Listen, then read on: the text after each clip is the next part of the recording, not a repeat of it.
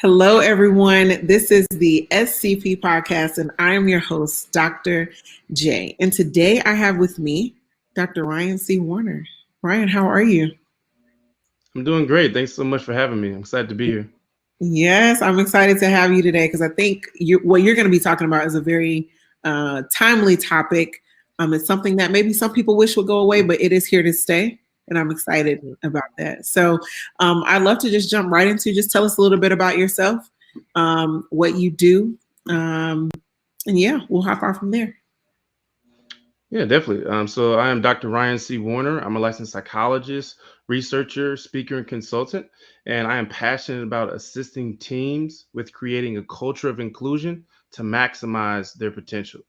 As the founder and CEO of RC Warner Consulting LLC, we provide leadership, diversity, and wellness enhancement for a broad array of organizations and Fortune 500 companies across the globe.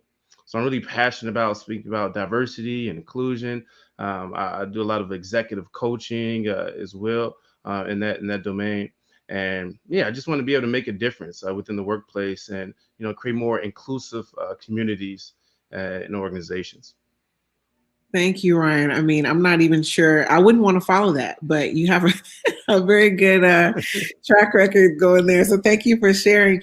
I do want to touch on something that I'm asking many of our guests, because I think a lot of our listeners that are listening, we have many people at different career stages, but I would just love to hear, first, because I think this will be a good segue into you talking about DE&I, but how did you even get started into this consulting space as a psychologist, with your background? What was your jump off point? Yes, so that's a great question. So in 2019, I graduated from Marquette University with my PhD in counseling psychology. And during my time as a doctoral student, I was really passionate about creating change within a college campus environment. So I walked around the institution at this predominantly white university, and I realized that no one really looked like me that was in my classes and that were on the campus. So I really wanted to create an environment that all men of color, the select of very few individuals who have are able to attend this university, that we all come together so we can be able to talk about our experience and so that we can support each other throughout the additional challenges that we may go through. And during that time, I started multiple groups on campus. I became involved in the community. I began talking about diversity, inclusion, microaggressions, and conscious bias around the institution. And I realized that everyone continued to invite me back over and over and over again. And during this time, I was just doing it for free. I was just volunteering my time. But then when I graduated, I realized that there was a significant need, and my voice needs to be heard so that I can continue to advocate and serve as an ally for these issues. Because I know that other marginalized groups, have maybe also experienced racial microaggressions like myself, and may have impacted them, right? And I wanted to be able to support, that population specifically. So I looked at how can we be able to create more inclusive workplaces? Because if we think about the most of our time, where is that spent? It's spent within the work environment, right? And if we continue to wake up every single day not feeling fulfilled, going to a culture that we don't feel included, then that's ultimately not going to be really good for our well-being. So as a licensed psychologist, I realized the impact on the well-being, and I wanted to be able to create more inclusive environments to enhance the well-being of marginalized groups so they can not just survive throughout their workplace, but be able to thrive. So I started RC Warner Consulting LLC about a year and 4 months ago. And thus far, just in this past year or so, we've been able to work in 6 out of 7 continents across the globe. We've been to work with small and large organizations. And ultimately, a lot of my work has, funneled through keynote speaking. So I may do a keynote talk or 3-part series about microaggressions or how to serve as an anti-racist, et cetera. And ultimately, that leads to executive coaching, strategic planning type of consulting work, and other work as well in that domain. So that's ultimately how I got my start, and that fuels me each and every day in the work I do. I hear many people talk about DEI, but I really, and I'm not saying this to be, trying to pump you up here, even though you and I are good friends, but I really, the way that you talk about DEI, and I really love the piece about, we spend most of our time at work. Any working adult, we're at the workplace. And so the fact that you're taking your own personal experiences and you're saying, how do I do this for other people that may be feeling the same Mhm, way? That's something with mhm. purpose. And that's definitely, Yeah, as you said, your passion. So thank you for, even sharing that and for doing this sort of work. Especially, you know, in a society where we think that maybe these things we don't need to talk about these things, or we think that we're past these things. You're saying like, no, these things still exist, but I don't want to just sit back. I actually want to do something about it. And so that leads me into just your role within SCP. I know that you are now the on the board for the DEI committee, which that's kind of historical, because I think this is the first go round where we've had this position mhm. on the board. And I think Cedric needed you, but just tell me about your work there and even what just spurred you on to take on that role. Definitely. So first, I want to give hats off to Dr. Cedric Williams. He served as the DEI committee lead, and he's been able to create a very strong foundation, during the past year in which he served in that role.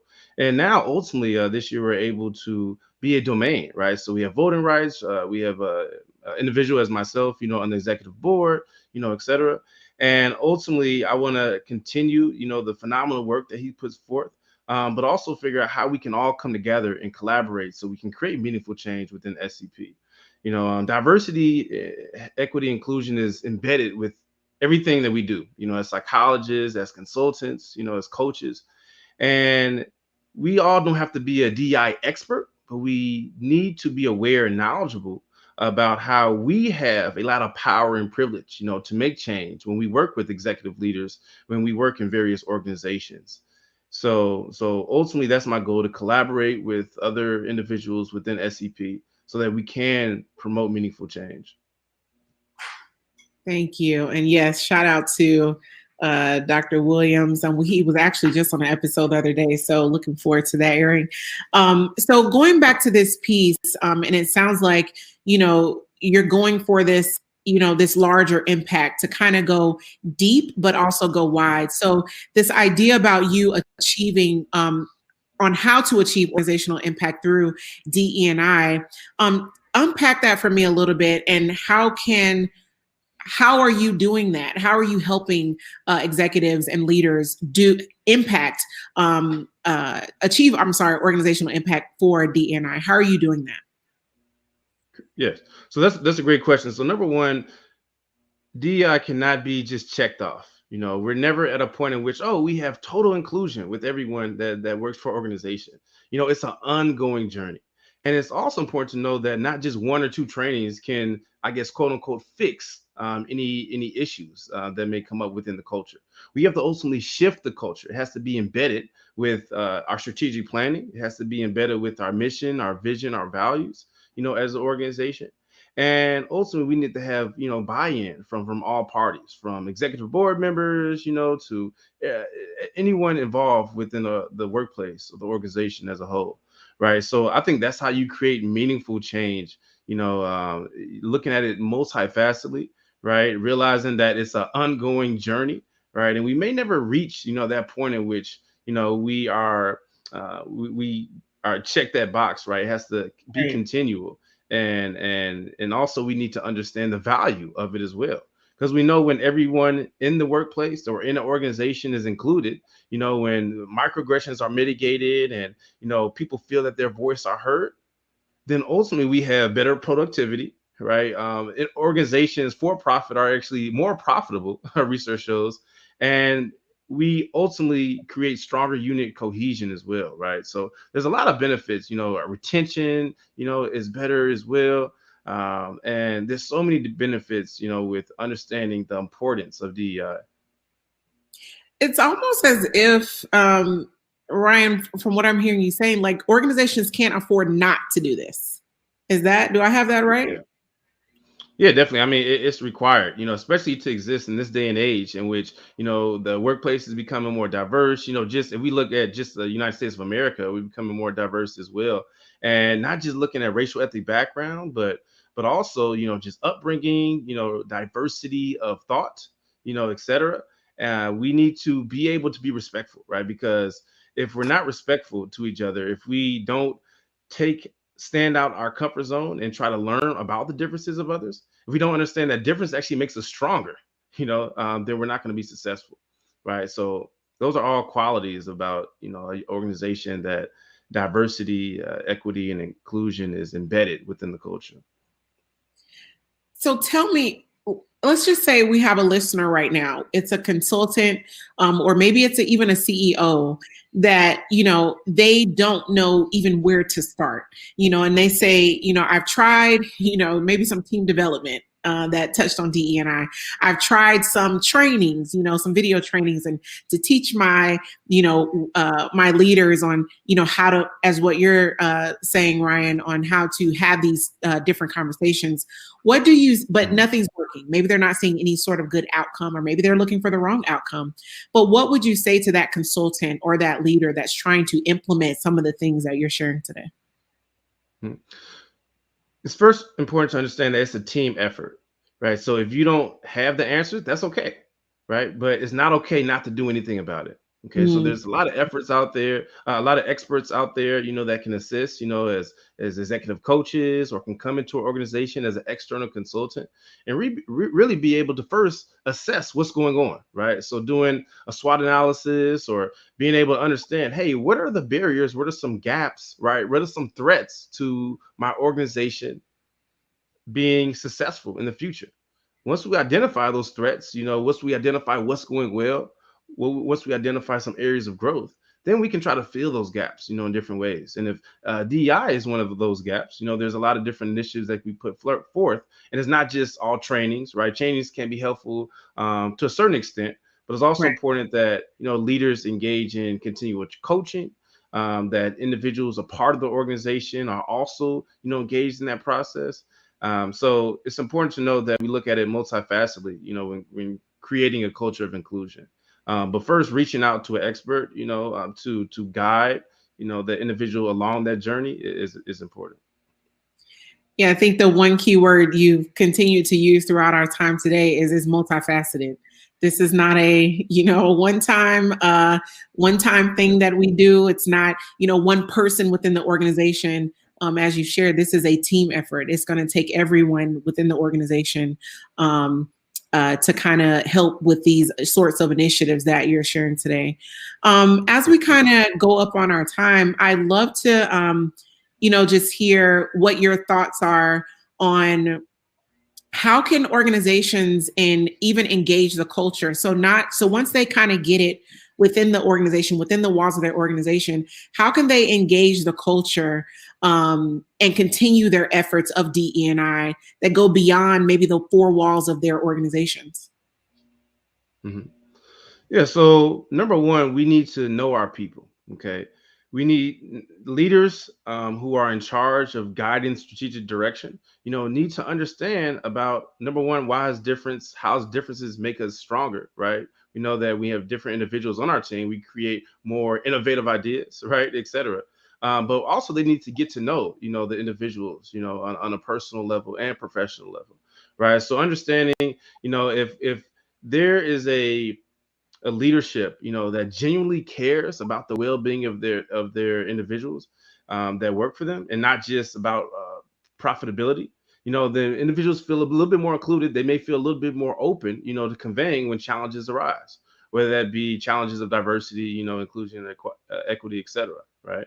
So number one, getting everyone involved through just being able to get to know them on a personal and professional level, but also, understanding that there's no quick fix, right? There's no one thing that you can do, right, to create that culture of inclusion. So just being open to learning, being open to examine your specific bias, as a leader, and how that bias may be perpetuated through policy, or through engaging in different meetings with individuals, right, or through the different initiatives that are being put forth, right? Whose voice is typically heard in the meetings, right? Are there Mm, the individuals who have been on in the organization for 20, 30 years, right? Or is it the new individuals who may come in?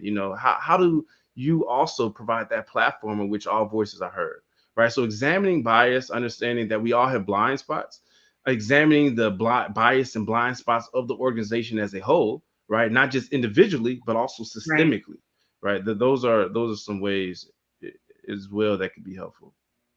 That is great. And to those listeners those of you who are listening today and you did not know where to start, Ryan, I think, has laid out some pretty strategic ways that you can start doing that, engaging. And what I keep hearing you say, Ryan, is you have to start with yourself. And so then that leads into, you working with your teams, you ultimately working with the organization, and then that bleeds out into even the clients that you're ultimately serving.